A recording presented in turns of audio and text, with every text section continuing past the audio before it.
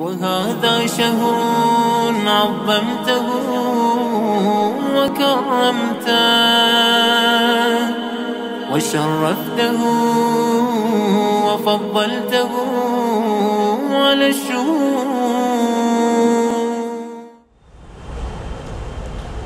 اعوذ باللہ من الشیطان الرجیم. بسم اللہ الرحمن الرحیم. الحمد للہ رب العالمین والصلاة والسلام علی سیدنا و نبینا وحبیب الہنا و طبیب نفوسنا بالقاسم المصطفى محمد وعلى آلہ الطیبین الاطہرین المنتجبین المطہرین المعصومین المظلومین الہداة المہدیین والامات المستضعفین لا سیما بغیت اللہ فی الارضین ولعنۃ اللہ علی اعدائهم من الآن الی یوم الدین. اما بعد فقد لا حول ولا قوة الا باللہ العلی العظیم. قال اللہ تبارک و تعالی فراغ الى آلہتهم فقال الا تأکلون ما لکم لا تنطقون. میں اس سے پہلے کہ حضرت ابراہیم کی زندگانی کے بارے میں کوئی بیان کروں، آپ سے درخواست ہے مجلس کے بعد البتہ سورہ حمد اور 3 مرتبہ سورہ اخلاص کی تلاوت فرما کر مرحوم مغفور نواب اسد اللہ خان صاحب بہادر کو وصال فرمائے، اس لیے کہ جس کے اوپر آج میں نے ابھی آپ کے سامنے فاتحے کے لیے یہ نام دیا ہے، یہ معمولی شخصیت نہیں ہے، یہ اس وقف کے واقف ہیں، جہاں پر آج ہم آرام سے بیٹھتے ہیں. اتنا بڑا عاشورہ ہوتا ہے، یہاں پر قبرستان ہے، عزت سے ہمارے مردے دفن ہوتے ہیں، کوئی مشکل نہیں، کچھ نہیں، اور بہت سارے فیسلٹیز جو اس زمین پر ہیں اس واقف کی ہی ہے. آپ میرے جد بھی ہیں اور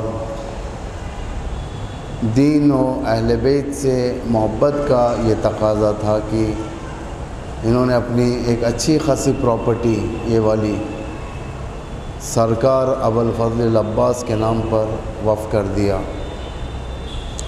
تاکہ مومنین قیامت تک بہرہ مند ہوتے رہیں. وہ چاہتے تو اپنے ذاتی مفاد کے لیے استعمال کر سکتے تھے، لیکن انہوں نے مومنین کے حوالے کیا. ہمیشہ وقف کا ایک قانون ہوتا ہے، وقف کا قانون یہ ہوتا ہے کہ مومنین کے بینیفٹ کے لیے ہوتا ہے، کمیونٹی کی بینیفٹ کے لیے ہوتا ہے وقف. یہ ہمارے لیے شکر کا مقام ہے کہ ہم اپنے پروگرامز کرتے ہیں، پرسنل پروگرامز کرتے ہیں، یہاں پر مجالس کرتے ہیں، کوئی تکلیف نہیں ہوتی. ورنہ بہت سارے نان اسلامک جو کلچر ہوتا ہے اس میں وقف نام کا نہیں ہوتا، انڈومنٹس ہیں، وقفی میں شمار ہوتے ہیں، لیکن جو فیسلٹیز اوقاف کے اسلامی کے اندر ہیں وہ ان کے پاس نہیں ہوتے. یہ ایک ہمارے لیے امتیاز ہے. یہ ہمارا کام کیا ہے؟ ہمارا کام اس وقف کو یا کوئی بھی وقف اس کو صحیح و سلامتی کے ساتھ امام زمان ارواحنا لہ الفدا کے حوالے کریں، صحیح و سلامتی کے ساتھ. امانت ہے یہ، انہم مسئولون، ان سے سوال کیا جائے گا. ہر ایک سے سوال ہوگا. جس کے پاس اللہ کی نعمتیں ان سے سوال کیا جائے گا. ہم یہ نہیں کہہ سکتے کہ ہم سے سوال نہیں ہوگا، ان سے سوال نہیں ہوگا. سارے سوال ہوں، ایگزمپشن نہیں ہے. ذاکری کے نقطے کے لیے اچھا ہے کہ ہم سے سوال نہیں ہوگا، انٹرٹینمنٹ کے لیے اچھا ہے. حقیقت تو یہ کہ سوال ہوگا، کیونکہ قرآن کی آیت ہے یہ. وقیفہم انہم مسئولون، انہیں روکا جائے، ان سے سوال کرنا ہے ہمیں. زندگی کے بارے میں سوال ہوگا، ہدف کے بارے میں سوال ہوگا. تم نے کیا کیا؟ اتنی عمر اللہ نے تمہیں دی، 50 سال، 60 سال، 70 سال، 80 سال، 90 سال، تم نے کیا کیا؟ کہاں پر صرف کیا؟ اب حساب دو. اللہ نے پیسہ دیا، سوال بھی ہوگا، سوال بھی ہوگا. تم نے پیسہ کہاں خرچا، کیسے یوٹیلائز کیا؟ پیغمبر اکرم سلمان کو 5 درہم دیتے ہیں، 5 دینار، اور حضرت ابوذر کو 5 دینار دیتے ہیں. بہت گرمی کا وقت، سمر، عربک سمر کس طریقے سے ہوتا ہے؟ شدید گرمی ہوتی ہے عرب میں، انسان زیادہ باہر نہیں ٹھہر سکتا، اتنی گرمی ہوتی ہے. اسی مسجد کے سامنے ایک راک تھا، پتھر، بڑا پتھر، اور کافی تپ رہا تھا پتھر، گرم اتنا تھا. اگر اس پر کوئی دانہ ڈال دیا جائے یا مرغی کا انڈا توڑ کر ڈال دیا جائے، اسی وقت روسٹ ہو جائے گی. دانہ بھی روسٹ ہو جائے گا، انڈا بھی روسٹ ہو جائے گا، اتنا گرم تھا. پیغمبر نے ابوذر سے کہا کہ ابوذر اس توے پر جاؤ، گرم ہاٹ راک. ٹھہرنے نہیں ہوتا گرمی میں. ہماری گرمی میں جو 38-40 ڈگری سے بڑھ کر نہیں ہوتا مدراس میں، میرے خیال سے ہیومیڈیٹی زیادہ ہوتی ہے یہاں پر، گرمی زیادہ نہیں جاتی. جس طریقے سے نارتھ میں گرمی جاتی ہے، یو پی وغیرہ میں، دہلی وغیرہ میں 45, 48، کبھی 50 ٹچ کرتا ہے. عرب وغیرہ بھی ویسے ہی 50 کے اوپر ٹچ کرتے ہیں، نہیں ٹھہر سکتے. ہم لوگ نہیں ٹھہر سکتے تو وہاں تو ٹھہرنا دور بات. پیغمبر فرماتے ہیں ابوذر اس پتھر پر جاؤ، توے پر جاؤ، جو میں نے تمہیں کل 5 درہم دیے تھے اس کے اوپر حساب دو، ٹھہر کر حساب دو. ابوذر گئے بیچارے، ٹھہرنے لگے، لیکن ان کا پیر اجازت نہیں دے رہا تھا ٹکنے کی. کہہ رہے تھے میں نے آدھا درہم وہاں خرچ کیا، آدھا درہم وہاں خرچ کیا، 1 درہم فلاں کو دیا، 1 درہم یہ کیا، 1 درہم وہ کیا. آنسو نکل گئے، آنسو نکل گئے. نہیں ہو رہا تھا. شاید پیر پہ جل گیا ہوگا، پیر پھپھولے آ چکے ہوں گے، زخم آ چکے ہوں گے اس گرمی کی بنا پر. اتر گئے، روتے ہوئے جا کر ٹھہر گئے رسول اللہ کے پاس. پیغمبر نے سلمان سے کہا سلمان تم جاؤ، جا کر حساب دو، کل میں نے تمہیں جو 5 دینار یا درہم دیے تھے اس کا حساب دو. سلمان اوپر چڑھتے ہیں، اس پتھر پر ٹھہرتے ہیں. رسول اللہ میں نے آپ سے 5 درہم لیا اور دوسرے لمحے فلاں فقیر کو دے دیا، انفاق کر دیا میں. فوراً اتر گئے، جبکہ حلال مال تھا، یہ رسول کا دیا ہوا پیسہ تھا، یہ حلال تھا، حساب نہیں لینا چاہیے تھا. ان پیغمبر بتانا چاہتے ہیں کہ تمہیں جو 50 روپے اگر تمہارے جیب میں بھی ہے تو 50 روپے کہاں خرچ کیا اللہ سوال کرے. اللہ یہ کہ ما رحم ربی، اللہ یہ کہ اللہ ہم پر رحم کرے، سوال نہ کرے. حرام پیسہ تو دور کی بات، حرام پیسے پہ سوال تھوڑی ہوگا.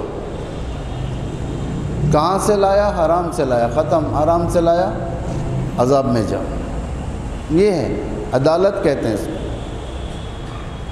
6ویں امام فرماتے ہیں، 4تھے امام اپنی دعا میں ابو حمزہ صومالی میں فرماتے ہیں خدایا جو بھی تو اجر دے گا یہ تیری رحمت کا تقاضا ہے، ایکسپیکٹڈ ہے ہم لوگوں کہ تیری رحمت، تو واسع رحمت والا ہے، تو ہمیں دے گا۔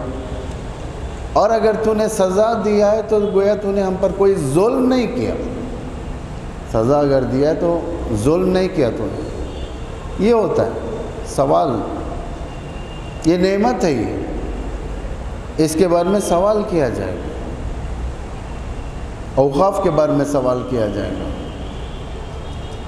کتنا تم نے اضافہ کیا اس کے اندر، کتنا تم نے اس کو اچھا کیا، کتنا تم نے غارت کیا، برباد کیا، بہت ہوتا ہے، سوال کیا جائے گا، ہمیں جواب دینا پڑے گا۔ بڑے فخر کے ساتھ ہم لوگ آتے ہیں، کسی بھی آرگنائزیشن میں جاتے ہیں، خوشی خوشی کے ساتھ پورٹ فولیو ایکسیپٹ کر لیتے ہیں، لیکن جب عدالت ہمارے ہاتھ سے نہیں ہوتی تو ہمیں جواب دینا پڑے گا۔ خدا کہے گا کہ تمہیں یہ نوبت میں نے دیا تھا، تم نے کیا کیا، تم نے فلاں کام کیا کیا۔ اس لیے سب سے بڑی چیز یہ ہے کہ ہم اس کی قدر کریں، یہ بڑی جگہوں کی قدر کریں، مسجد کی قدر کریں، اوقاف کی قدر کریں، عاشور خانے اور امام باڑوں کی قدر کریں۔ توحید یاد آتی ہے اس کے ذریعے سے، یعنی خدا کی وحدانیت یاد آتی ہے، فرہنگ الہی پھیلتا ہے یہاں پر۔ اگر پرانے عمارتیں کہہ کر ہم لوگ ان کو ٹورسٹ اسپاٹ اگر بنا دیں، اس کی سینٹٹی ختم ہو جائے گی، جو تقدس ہے اس کا، جو عزت ہے وہ ختم ہو جاتی ہے۔ پائس ہے، پائس رہنے دینا چاہیے، مقدس کو مقدس رہنے دیا جائے، مقدس کو غیر مقدس نہ کیا جائے، یہ سب سے بڑا ہدف ہے۔ حضرت ابراہیم ایک نئے مرحلے میں پہنچ گئے، کون سا مرحلہ ہے؟ اب بتوں کو توڑنے کا مرحلہ ہے۔ معمولاً کفار کی، مشرکین کی ایک عید آتی ہے، اس عید میں سارے بابل کے مشرکین شہر کے باہر چلے جاتے ہیں، کوئی شہر میں نہیں رہتے، جاتے ہیں سارا دن عید کرتے ہیں، اور عید کرنے کے بعد رات میں آتے ہیں، لیکن جانے سے پہلے ہر کوئی ایک نظر بت کے حوالے کرتا ہے، کھانا بناتا ہے اپنا من پسند کھانا، کوئی بکرا کاٹ کر بھون دیا، کوئی روٹی بنا دیا، کوئی سالن بنا دیا، کوئی کچھ بنا دیا، من پسند کھانے، ڈیلیشیس فوڈ بنا کر صبح میں یہ لوگ کیا کرتے ہیں، بت خانے میں جا کر شہر کے بتوں کے سامنے رکھ دیتے ہیں۔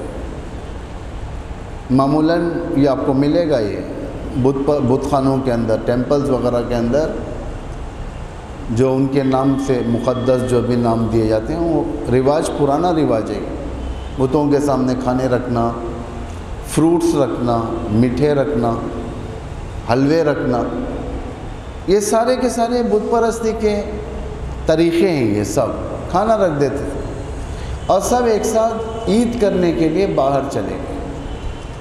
حضرت ابراہیم فرماتے ہیں وَتَاللَّهِ لَأَكِيدَنَّ أَصْنَامَكُمْ بَعْدَ أَن تُوَلُّوا مُدْبِرِينَ، اور خدا کی قسم میں تمہارے بتوں کے ساتھ وہ حال کروں گا کہ تم ضرور لوٹ کر دیکھو گے۔ یعنی جب جانے لگے سب، حضرت ابراہیم نے چیلنج کر دیا۔ کیا کر دیا چیلنج؟ جاؤ اب میں دیکھو کیا کرتا ہوں تمہارے بتوں کے ساتھ۔ چیلنج تھا، ایک وارننگ دے دیا تھا، لیکن بت پرست اتنا عقیدے کے ڈیپتھ میں جا چکے تھے، یہ لوگ نیگیٹو نہیں سن سکتے تھے۔ ہو سکتا ہے کوئی انسلٹ ہو بت کے ساتھ، کوئی خراب کاری ہو جائے بتوں کے ساتھ، یہ نیگیٹو تھنکنگ ان کے اندر نہیں تھی بتوں کے بارے میں۔ یہ لوگ پازیٹیو تھے، بت خانہ ہے، کون اذیت کرے گا وہاں پر جا کر، کیا کرے گا کوئی بھی۔ تو یہ سورہ انبیاء کی آیتیں تھیں. 2 آیتیں سورہ صافات کے اندر ہیں. صافات کے اندر 91 اور 92 یہ اس وقت کی آیتیں جس وقت حضرت ابراہیم بت خانے میں آئے. اس کے نگہ واچ مین بھی نہیں ہیں. اس بت خانے کا ٹرسٹی جسے کہا جاتا ہے ہماری زبان میں، ہوتے ہیں نا، اوقاف میں متولی ہوتے ہیں، آرگنائزیشنز میں پریزیڈنٹس ہوتے ہیں، سیکریٹریز ہوتے ہیں، متولیز ہوتے ہیں، ٹرسٹی ٹیمپلز میں ٹرسٹی ہوتے ہیں زیادہ تر. وہاں پر متولی لفظ نہیں چلتا ٹیمپلز کے اندر. ٹیمپلز کے اندر ٹرسٹی چلتا ہے، فلاں ٹیمپل کا ٹرسٹی ہے یہ. میں خود کئی ٹرسٹی سے ایسے ملا ہوں، ٹیمپل کے ٹرسٹیز سے. جیسا ہم لوگ کہتے ہیں ہمارے اوقاف میں متولی، بھئی یہ فلاں وقف کے متولی ہیں، فلاں وقف کے متولی ہیں، متولی ان میں ٹرسٹیز. بابل کے بڑے بت خانے کا ٹرسٹی بھی نہیں تھا، یعنی پورا چھوڑ دیے تھے، عید کرنے کے لیے باہر چلے گئے اپنی، اور واچ مین بھی نہیں تھا کوئی. بڑی عید تھی شاید ان کی، چلے گئے. اب حضرت ابراہیم کی یہ جو سیناریو ہے جو قرآن کوٹ کر رہا ہے صافات کے اندر 2 آیت کے اندر، جو بت خانے میں آنے کے بعد اب اکیلے ابراہیم ہیں. تصور کریں آپ، وہ جاتے ہیں بت خانے میں، دروازہ کھولتے ہیں. جیسے ہی دروازہ کھل جاتا ہے وہ اندر جاتے ہیں، دروازہ بند کر دیتے ہیں حضرت ابراہیم.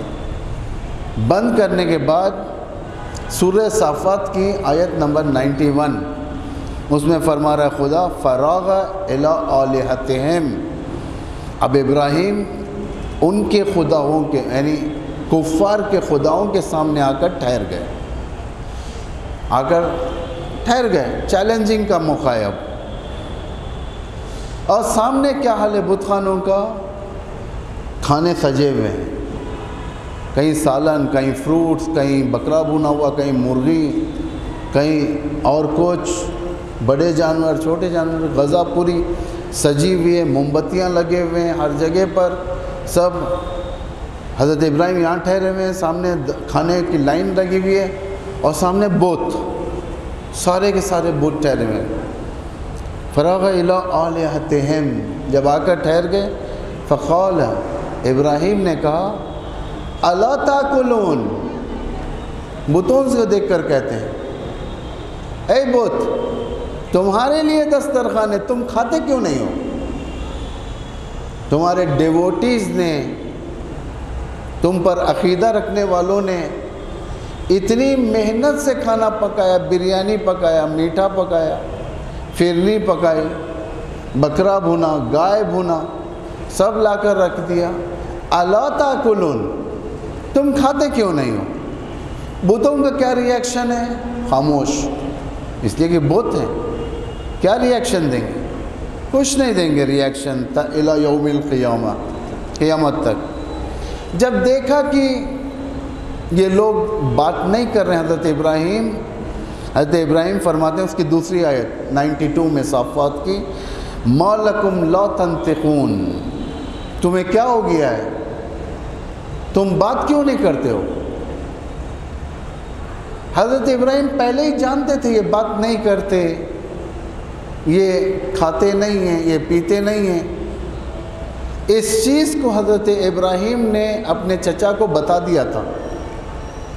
سورہ مریم میں، سورہ مریم آیت 40، اس آیت کے اندر حضرت ابراہیم نے اپنے جو مربی باپ ہے، چچا، اس کو بتا دیا تھا آزر، یا اباتی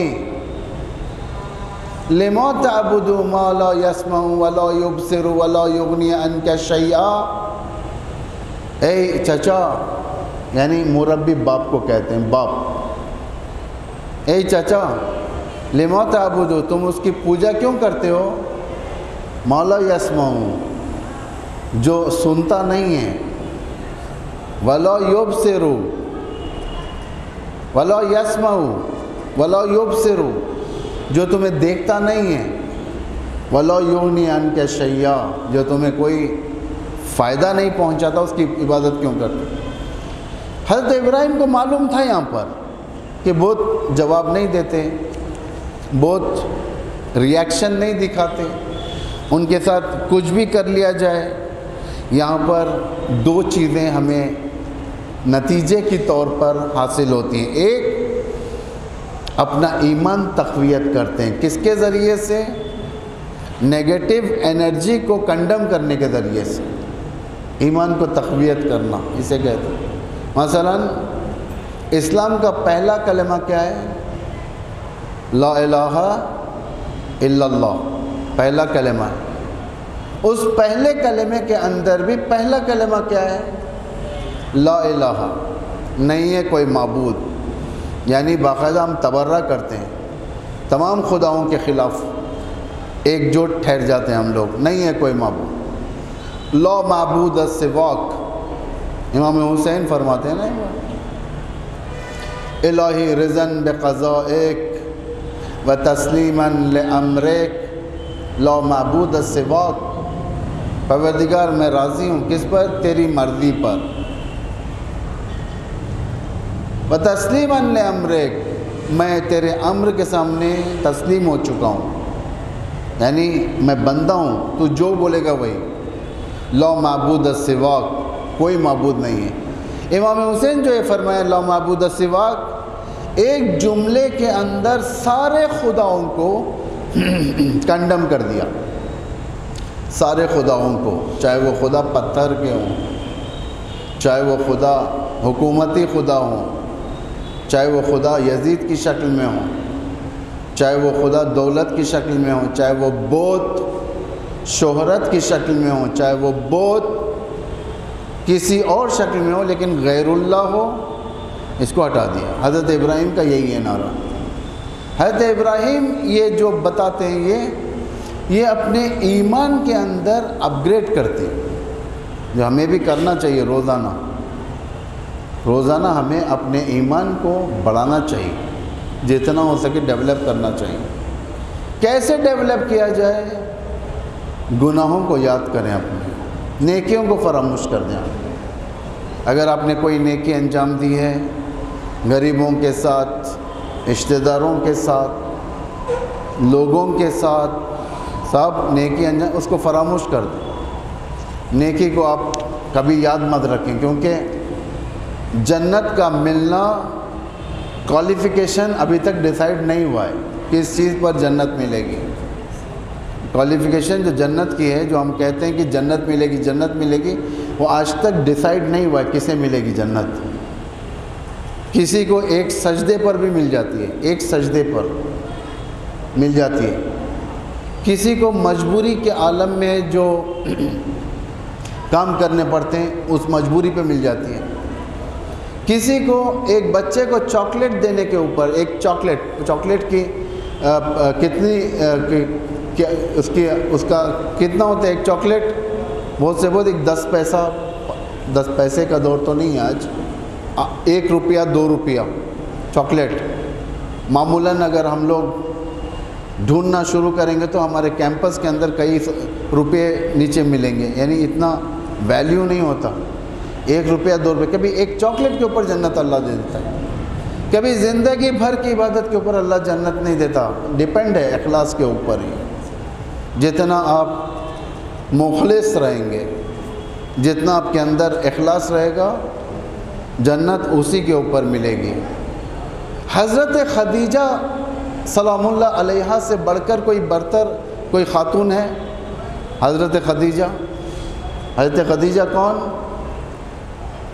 حضرت فاطمہ زہرا سلام اللہ علیہا کی والدہ گرامی ہے، ماں ہے نا، یہ ماں ہے۔ یہ شیب ابو طالب میں ایک ایسی جگہ جہاں پر سینکشنز لگے ہوئے تھے کہ کوئی کھانے کی چیز اندر نہیں جا سکتی، کوئی چیز، یہاں تک کہ نوبت یہ آ گئی تھی کہ جو کھجور کے اندر سے جو بینجیاں ہوتی ہیں، خورما کے اندر ڈیٹس میں جو بینجیاں ہوتی ہیں، اس بینجیوں کو نکال کر پیسا جاتا تھا، پاؤڈر بنایا جاتا تھا، اس میں پیس کر آٹا بنایا جاتا تھا، ان بینجیوں سے روٹی بنائی جاتی تھی گرمی میں راکس کے اوپر، اور اس روٹی کو کھایا جاتا تھا۔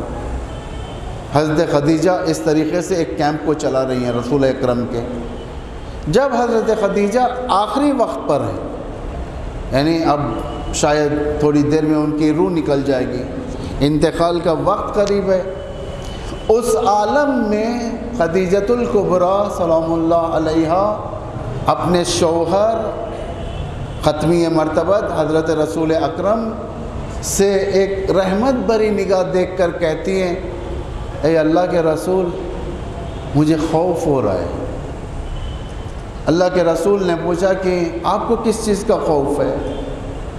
کہتی ہیں کہ میں کس چیز سے اللہ کی بارگاہ میں سفر کروں، آخر میرے پاس کیا ہے جو میں خدا کے بارگاہ میں جاؤں، جبکہ اتنی رچ لیڈی عرب کی اپنا سارا خزانہ اسلام پر قربان کر دیا تھا، اور اتنی قربانی دینے کے باوجود اتنی بڑی لیڈی، لیڈنگ بزنس ویمن عرب کی امیر ترین فرد، یہ لیڈی، یہ عظیم بانو یہ اسلام رسول سے کہتی ہے کہ میرے پاس کچھ نہیں ہے اللہ کے بارگاہ میں جانے کے لیے۔ اتنی بڑی، ایک تو رسول کی بیوی، حضرت زہرا مرضیہ کی ماں، یعنی 11 معصومین کی والدہ ہوئی ہے، 11 نہیں 13 معصومین کی والدہ ہوئی۔ یہ ایسی بانو یہ بزرگوار، ایسی بانو یہ مکرم کہتے ہیں کہ میرے پاس کچھ نہیں، اتنا دینے کے باوجود یعنی اپنے اعمال کے اوپر ہم تکیہ نہ کریں۔ 4 دن ہم نے نماز شب پڑھ لی، ہم لوگ اٹینڈنس میں لا لیتے نماز شب کو، میں نے اتنی نماز شب پڑھا ہے، میں اتنے دن سے پڑھتا ہوا چلا رہا ہوں۔ 1-2 غریبوں کے بچوں کی فیس بن دیا، ہم لوگ دل کے اندر غرور کرنے لگتے ہیں، غرور، میں نے کیا، ان کو میں پالتا ہوں، ان کو میں فیس دیتا ہوں، ان کو میں کرتا ہوں، ان کو میں نوکری دلاتا ہوں، ان کو میں نوکری دلاتا ہوں۔ یہ سب کرائٹیریا نہیں ہے جنت جانے کا۔ جنت جانے کا کرائٹیریا اخلاص ہے، جس کے اندر اخلاص۔ کبھی جنت ایک سیب کے اوپر مل جاتی ہے، کبھی جنت، یہ کوئی عالم بزرگ، اور میرے خیال سے علامہ مجلسی کی بات ہے جو بہار الانوار کو انہوں نے لکھا تھا، یہ سب بزرگوار ہیں، لیکن کبھی اہمیت کے لیے یہ واقعے بیان کیے جاتے ہیں۔ معاف ہو گئے مرنے کے بعد، فرشتوں نے آ کر خبر دی کہ آپ معاف ہو گئے، آپ جنت تشریف لے جائیں۔ انہوں نے سوال کیا کہ میری معافی کس بنا پر ہے؟ میرے نمازوں کی بنا پر، میرے دروس کے بنا پر، میرے کتابوں کے لکھنے کے بنا پر، کس بنا پر ہے؟ فرشتوں نے کہا کہ آپ خود تشخیص دیں کس بنا پر ہے۔ وہ نہیں دے سکے، کہا کہ ایک سیب کی بنا پر۔ گرمی کے عالم میں ایک عورت اپنے چھوٹے سے بچے کو کاندھے پر رکھ کر لے کر جا رہی تھی، اور آپ گھر کے باہر بیٹھے ہوئے تھے، آپ کے ہاتھ میں سیب تھا، خوشبودار سیب، اس بچے کی نگاہ آپ کے سیب کے اوپر تھی۔ آپ اپنی جگہ سے اٹھتے ہو، اس سیب کو لے جا کر اس بچے کو دے دیتے ہو۔ بچے نے سیب کو لے لیا، تھینک یو بھی نہیں بولا، اس لیے کہ چھوٹا بچہ، اسے معلوم نہیں ہے کیسے تھینکس کیا جاتا ہے، ماں کی گود میں ہے وہ، اور ماں کو بھی پتہ نہیں چلا کہ یہ سیب بچے کے ہاتھ میں آ گیا۔ جب ماں نے لیا کر رکھا ہوگا بچے کو، کیا پوچھے گی بچے سے سیب کس نے دیا؟ بچے کو کیا معلوم کس نے دیا ہے؟ چھوٹا سا بچہ ہے، مائنر ہے، وہ انفینٹ ہے، مائنر نہیں انفینٹ ہے، بول بھی نہیں سکتا فلاں گلی میں فلاں عالم نے دیا ہے۔ یہ جو اخلاص تھا، اس اخلاص نے آپ کو جنت کے پروانے کو امضا کر دیا، سائن کر دیا، یعنی اس طریقے سے جنت حاصل ہوتی ہے۔ نمازیں پڑھیں، روزہ رکھیں، نیکیاں کریں، لیکن دعا بھی کریں، ربنا تقبل منا انک انت السمیع العلیم۔